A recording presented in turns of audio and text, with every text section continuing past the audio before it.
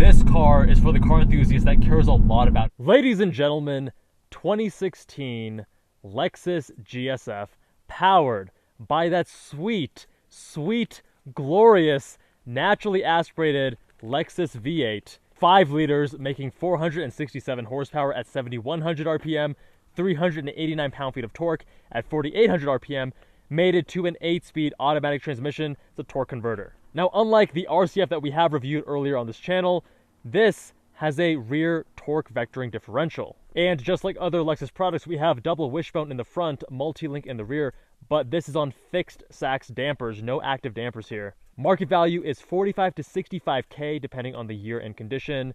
The 2016s can be had for sub $50K. And they only sold these from 2016 to 2020 before they cut the GS line completely because of poor sales, and they just consolidated it all with the ES, which of course is nothing like the GS, but all the customers are going to CUVs instead. In terms of mods, we have full Tom's chassis bracing, that's the strut tower, midsection, axles, and trunk bars, Catback exhaust system, LEMs Carbon intake, Figs lower control arm polyurethane bushings, and an RR Racing air oil separator. Now, unlike the IS500, the GS F comes with both oil and transmission coolers, so you're not going to overheat this thing even on a hot day when you're pushing it. We got electric power steering. We're weighing in around 4,100 pounds. It is a big boy. We've got a few different modes here. The torque vectoring we're going to put into, as you can see down here, their standard, slalom, track. We're going to go into track for the most aggressive torque vectoring behavior, get a little more rotation. We're going to go into Sport S Plus, and we're going to unlock Expert mode like that. We're seated all the way down, but you got to remember, this is like a luxury sedan, so you're not super low. Very comfortable place to be, but it feels 2016. This does feel like an older vehicle. You look at the screen, you look at the resolution and such.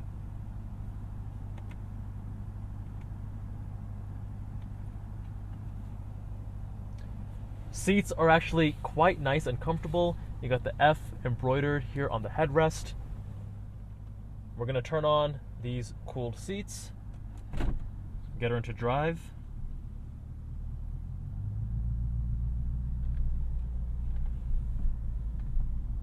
And we are off.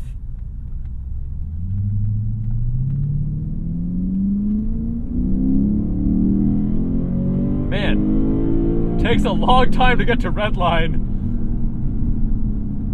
I should put this into manual mode. I like that even in Sport S Plus, throttle response is nice and natural, not overly on-off switch, like in that M2 that we were just driving.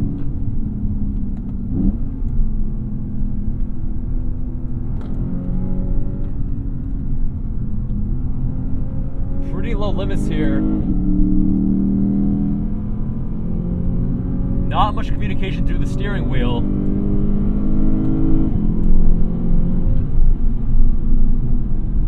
As you'd probably expect from a Lexus product. But this is a car that is a luxury sedan first.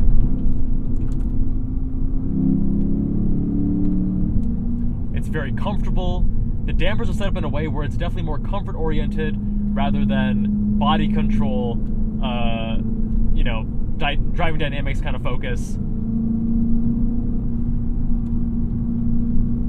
But the main reason you buy this car is for that engine.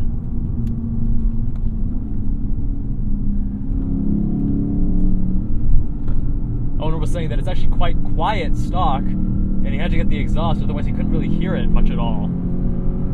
Too isolated.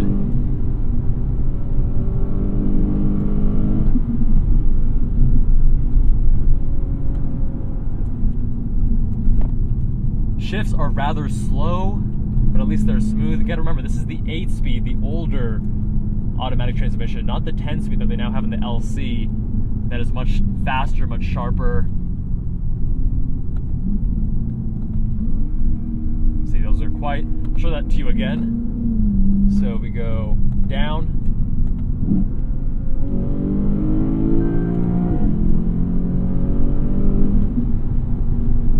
Gearing's a bit on the longer side, but you would think it'd be fine because you have this V8, but I think because the car weighs so much, over 4,000 pounds, ooh, nice juicy downshift there, because it weighs so much, you feel like it takes too long to get to the red line.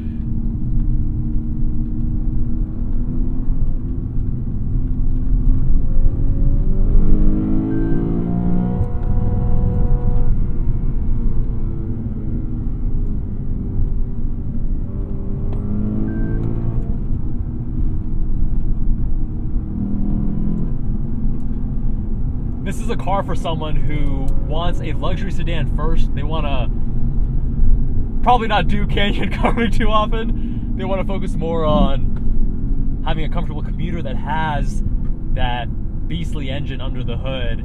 A bit of a sleeper this car is. You can enjoy it on the streets, commuting to work, on the highway, etc.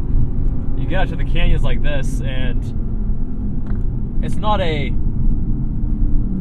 bad car by any means. It's just not its strong suit. It feels like a fish out of water here. It's so heavy. You got a decent amount of body roll. Not a car that inspires you to push it too hard.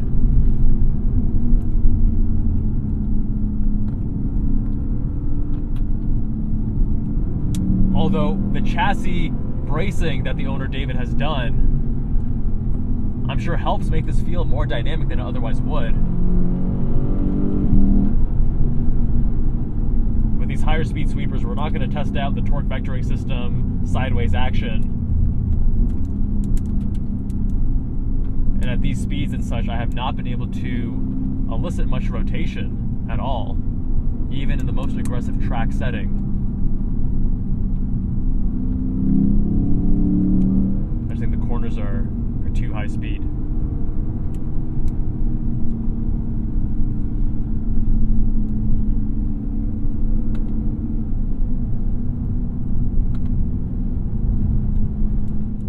Now, the owner was considering this versus an IS500, but the oil cooler and the trans cooler was one issue that he had, and it was actually more the rear headroom. This car is substantially larger than an IS500, and you feel that on the inside. You can comfortably seat 4 people here, whereas in the IS500, the rear seats aren't nearly as usable.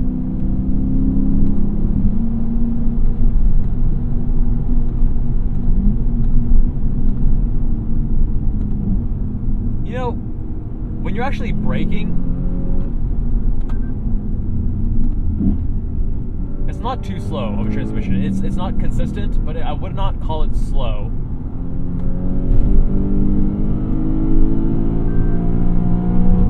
It does reject your downshifts a bit conservatively. So yeah, the owner went with this over the IS500 largely because of the rear room, and also this car you can have for a bit cheaper than an IS500, but IS500 starting price is right around 55 if I recall correctly.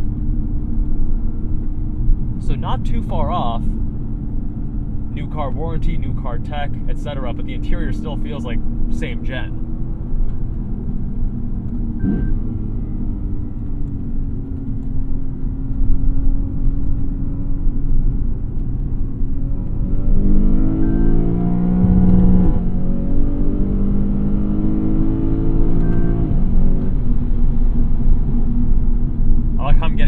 Dramatic shifts in the Sport S Plus mode, but at that torque dip and the jolt between gears, that's fun. That's good. Actually dial this back into normal.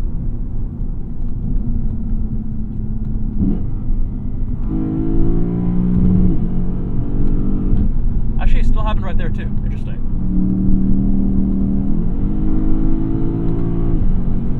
I do feel like the shifts are a little bit smooth though, right there. Maybe not when you're at red line, but when you are short shifting it, then it does feel like it's smoother in normal mode versus Sport Plus.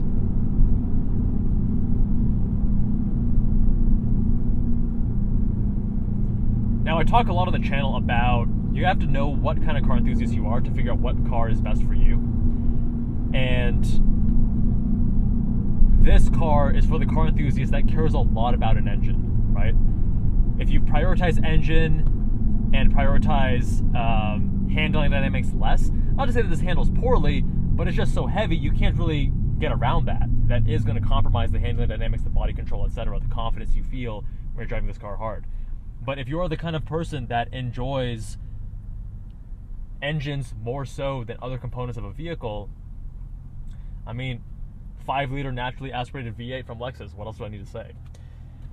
It's also going to be far more comfortable to drive day to day as your daily commuter, but not a car that is going to encourage you to push it when you get to the canyons, or whether that's high-speed sweepers or even more technical things. I just feel like this car is so large and heavy.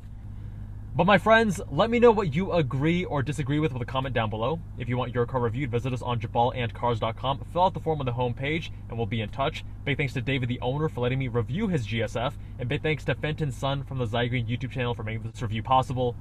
Much love, my friends, and see you all in that next one.